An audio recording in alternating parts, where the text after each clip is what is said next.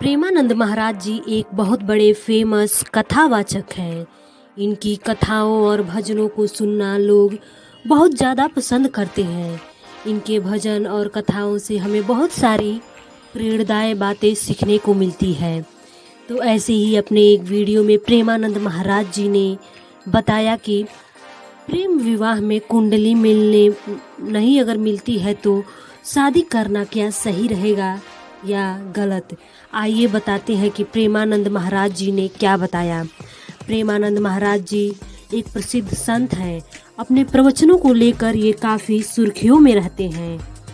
प्रवचन के दौरान वे लोगों के प्रश्नों का उत्तर देते हैं और उनकी शंकाएं दूर कर उनका समाधान बताते हैं। प्रेमानंद महाराज जी ने से पूछा गया कि प्रेम विवाह में अगर कुंडली नहीं मिलती है तब भी शादी करना क्या उचित रहता है या नहीं। व्यक्ति ने आगे पूछा कि कुछ लोग इन चीज़ों को भूलकर विवाह कर लेते हैं, लेकिन कई बार मन में दुविधा रह जाती है। इस प्रश्न के जवाब में प्रेमानंद महाराज जी ने कहा कि अगर ऐसी स्थिति पैदा होती है तो लड़का लड़की को विवाह कर लेना चाहिए। महाराज जी कहते हैं कि अगर किसी की कुंडली नहीं मिल रही है तो ईश्वर को समर्पित कर विवाह करना उचित है।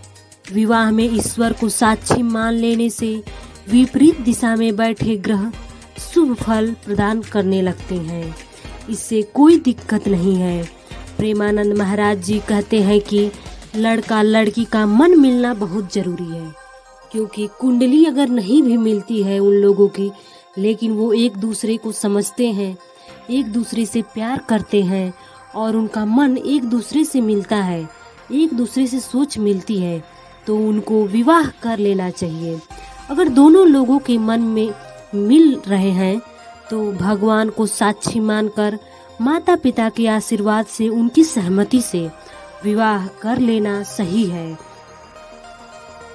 क्योंकि अगर लोगों का कुंडली कितना भी मिले, अक्सर कई शादियों में कुंडली मिलने के बाद भी लड़ाइयाँ झगड़े होते हैं। क्योंकि उन दोनों के विचार नहीं मिल रहे हैं आपस में। इसलिए सबसे बड़ा अगर ज़रूरी है विवाह के लिए तो वो है दो दिलों का मिलना।